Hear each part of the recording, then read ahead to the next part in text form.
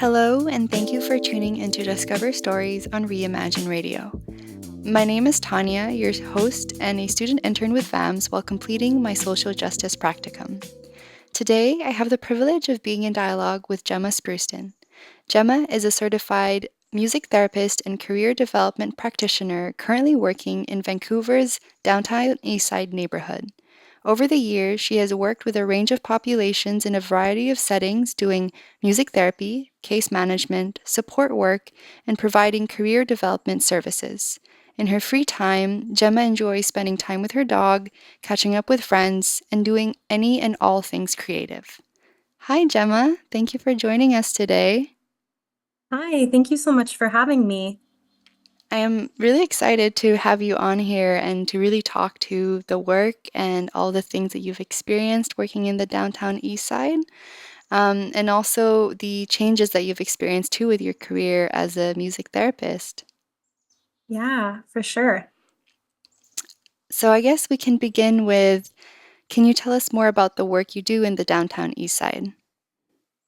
Yeah, so I work at Union Gospel Mission, UGM, in Vancouver's downtown east side. It's a social services organization that has a variety of programs. We do outreach services, we run both men's and women's stabilization and recovery programs.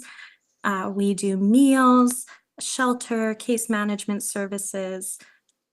Different types of supportive housing, both long-term and transition throughout the Lower Mainland.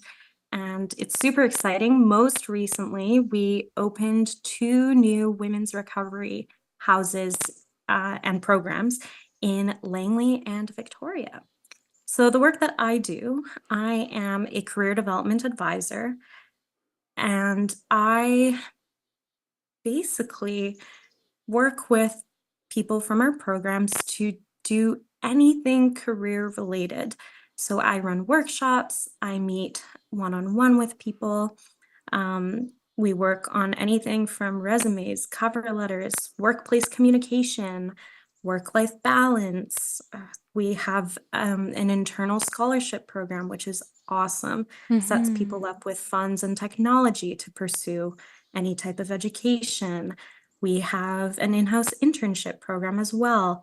Uh, I help with career planning, with finding volunteer placements, employment and education readiness, applications, searching, interviews, return to work plans, accommodations. Really, the list goes on. Anything that supports the individual in their career based off of their hopes, their aspirations, their goals. And we try and take a very holistic approach because we recognize that you can't easily compartmentalize the different areas of your life. Mm-hmm. Career is so connected and intertwined with our community, with our mental health, with our physical health. It's all so, um, yeah, mixed in together in this kind of beautiful mosaic. And so, yeah, we really, in everything we do, we try and take a holistic approach to that giant list I just rattled off for you. Mm-hmm. Yeah, no, thank you so much for sharing about that and really giving insight into how you approach career development, especially really specializing it for the individual in front of you and the person that you work with. It sounds like there's a lot of thought that goes into making it work for this person. Mm. We definitely try. That's definitely our aim is intentionality and really, yeah, treating people in a way that is really humanizing because we Mm-hmm. recognize that we are a system of sorts, and a lot of individuals that we work with have grown up in Mm-hmm. systems, whether that's the foster care system, the welfare system, the residential school system, all these different systems that can be Mm-hmm. very, um, very dehumanizing or very depersonalizing. Mm. And yeah, so our approach is yes, we are a system of sorts in that we are, this social services organization, but our goal Mm-hmm. and our aim um, hopefully is to provide a really personalized and empowering Mm-hmm. experience for people. Mm-hmm. Yeah, yeah, absolutely. I think there is a lot of merit in looking at the systems that the individual is placed in as well, or grew up with, or how their circumstances came to be, and if anything, it's so needed at this time, to really honor the lived experiences of another person. Absolutely. And I probably should clarify, I'm not trying to bash on, um, the welfare system or the foster Mm-hmm. care system. We need these systems. We have these systems, these social and government systems in place for a reason. I'm Mm. not trying to totally erase their validity, or their role. But Mm-hmm. yeah, there is, as I mentioned, this depersonalization that can easily happen for people throughout Mm-hmm. their lives. And Yeah. yeah. Yeah, absolutely. Could you describe your journey from initiating music therapy at your organization during your practicum to your current role now as a career development advisor? Yeah, so it's a little abstract. Mm-hmm. I started as a music therapy student at UGM in September 2019, and that was a self-initiated practicum. And Mm-hmm. I was there from September until April. My practicum ended. The pandemic was, it we were about a month into the pandemic at that point, and they were very short-staffed, and I loved working at UGM. And so Mm-hmm. I was told, by one of my on-site supervisors, to apply for a case manager position that had Mm-hmm. opened up in the men's recovery program. Yeah. And he said, you know what, just apply for it. And I was hesitant, I was skeptical. I was like, Mm-hmm. oh, I'm sure there are a lot of people that would be more qualified for it. But he was very encouraging. And so I applied for it, and I actually, as I clicked submit with my online application, I took a Snapchat video and I captioned it, "Here goes nothing." Well, Mm-hmm. I was very wrong because I got the case manager position, which was fantastic. Mm-hmm. And so I worked doing case management Mm-hmm. and music therapy in the men's recovery program, from right up, like, after my practicum until Mm-hmm. the summer of 2021. And at that point, I transitioned into the career development counselor position, and I was career development counselor and music therapist. And in the specifically still in the men's recovery program. And Mm-hmm. then just in the last handful of months, our organization has gone through a restructuring. Mm. And so a new career development department was created, a standalone department, which was super exciting. And I was transferred to that. Mm-hmm. That transfer happened in January. So I'm now in this advisor position. They just changed the title. Mm-hmm. However, I'm not currently doing music therapy, unfortunately. But yeah, Mm. that's how I got here. Mm-hmm. Mm-hmm. Yeah. Yeah. I think it's quite usual for organizations to go through a structural change, especially um, having the pandemic as well as part of your experience in the beginning. Absolutely. Yeah. And the restructuring, of course, I, I think is much needed because Mm-hmm. it's really been aimed at expansion and, Mm-hmm. providing better services and providing more services, which of course is much needed. And Mm-hmm. yeah, so exciting changes. Yeah. Yeah, Yeah. Yeah, and even though you're not currently doing music therapy right now, in your experience, how does it complement or enhance traditional therapeutic approaches in addressing mental health and addiction issues? Okay, so I love nerding out about this. Mhm. So if I start going too much on a tangent, please cut me off. I music therapy is completely unique to any Mhm. other approach to wellness or any other health discipline that Mhm. I'm aware of. Yeah. It has a powerful way of providing a means of self-expression, of creative exploration, social connection, mind-body integration, mental Mm. health care. Um, and it really, if we're looking at specifically focusing in on addiction, substance use disorders, gambling addiction, those sorts of things, we have these classic models of addiction, the choice Mhm. model of Mm. addiction is a choice. You should just choose to stop drinking, which I don't think many Mhm. people really believe anymore. And then, of Mm. course, there's the social learning model, which is, addiction is a result of peer pressure and family circumstances, and it's Mhm. it's a learned behavior from society. And the Mm. medical model or the disease model of addiction saying no, it's about our biology and our genetic predispositions. And Mhm. then, of course, the psychological model, which is saying, oh, it's about our identity, our self-esteem, our mental health, our coping mechanisms.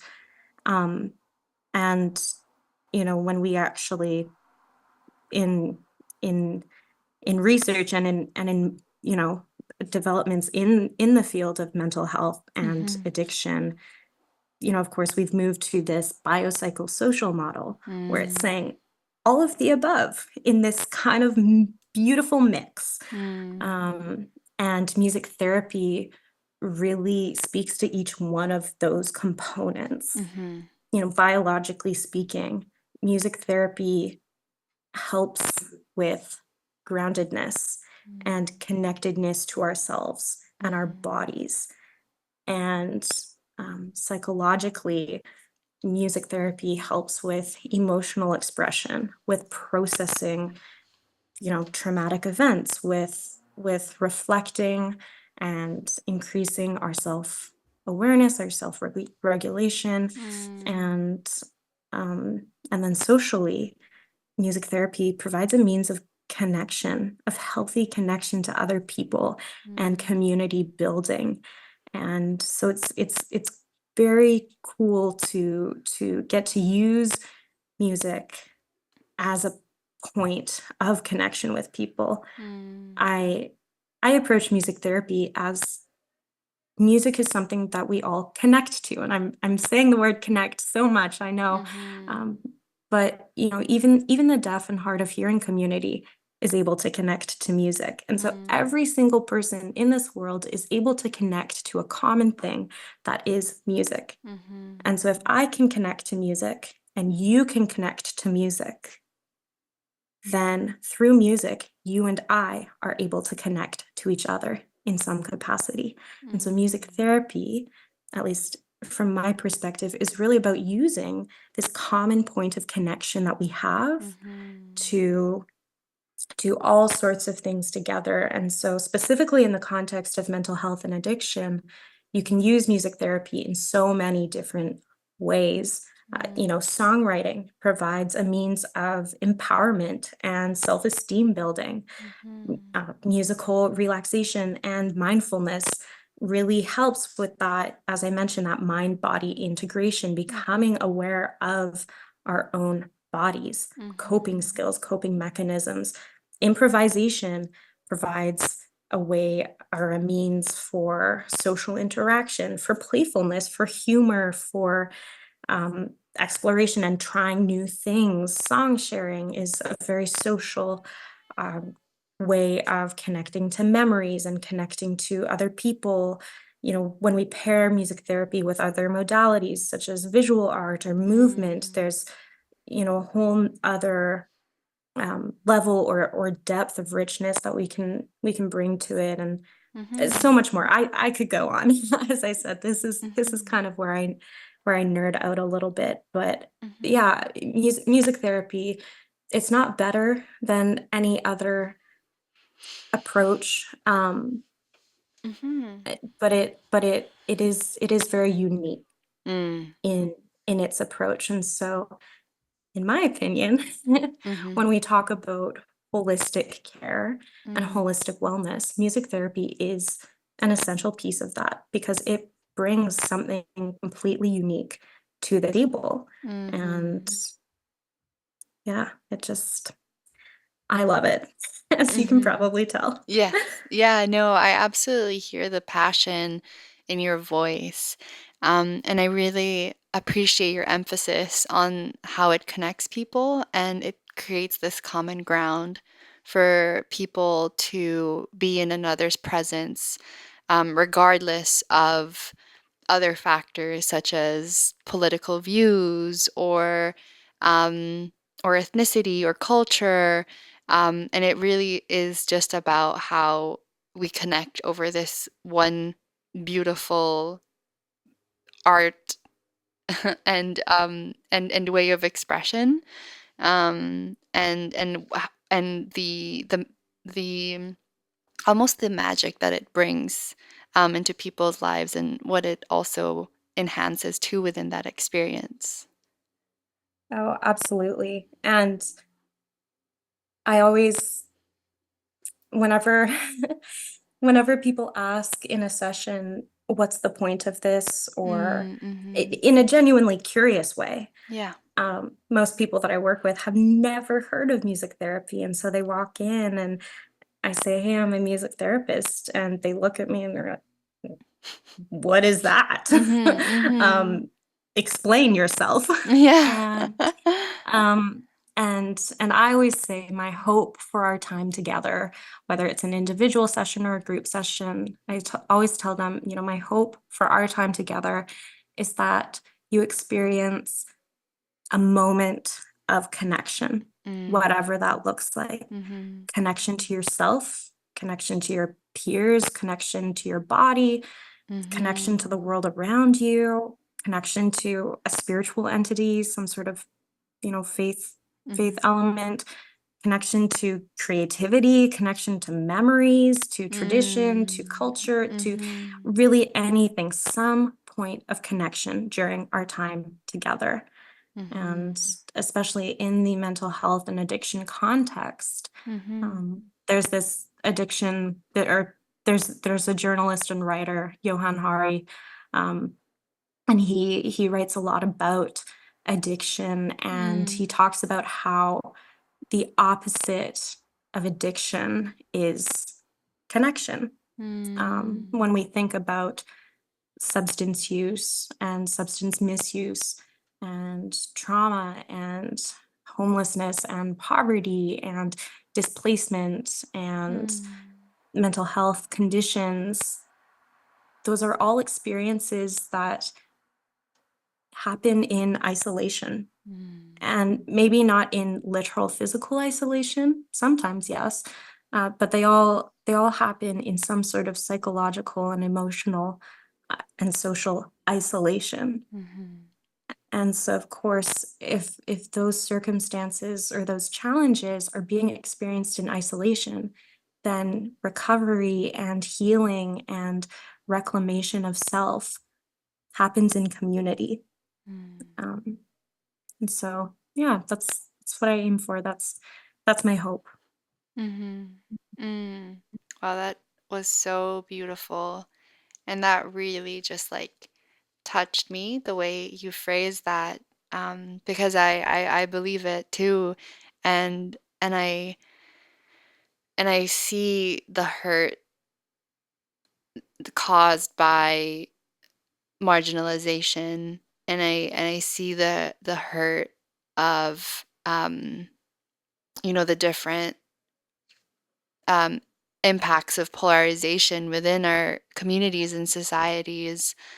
Um, Absolutely. and connection is definitely a word that comes to me when I think as well of the work that I want to do, um, as I pursue my path of becoming a clinical counselor, is more connection within yourself, within what makes you feel, um, closer to you or to your purpose, closer to your community, like the healing that takes place really um, when we feel connected with others and with ourselves. Just overall, the healing impacts of being in community and feeling cared for, of remembering what that feels like. So I'm definitely very moved with the way you phrase that. Oh, thank you. Thank you. And yeah, I agree. I think it's so great what you're doing. Counseling definitely is such a powerful way of providing those means of connection as well. And Hmm. Hmm. go team. Yeah. Yeah, and the many ways that that can take form too, not just through talk, but through music too, Absolutely. and movement and um yeah, I'm a very big fan of somatic work, so that's Hmm.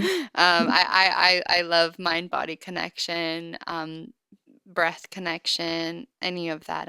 It's just it's incredible what happens um, when we see the. Polyvagal theory, anyone? Hmm.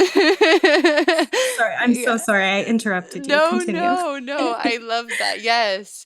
Um, and just the stories that we hold unknowingly Mhm. because when we go through life in a very cognitive manner, um, we forget that we too have a body, and in our body lies our spirit and our stories, and in one way or another they will demand to be felt. Right. This podcast is brought to you by the Vancouver Adapted Music Society. Since 1988, VAMS has been supporting and promoting musicians with disabilities in Metro Vancouver through various programs, including music lessons, recording projects, and live performance opportunities. To learn more about us, visit our website at www.vams.org, at VAMS Society on Instagram, the Vancouver Adapted Music Society on Facebook, or email us at info@vams.org. Thanks for listening.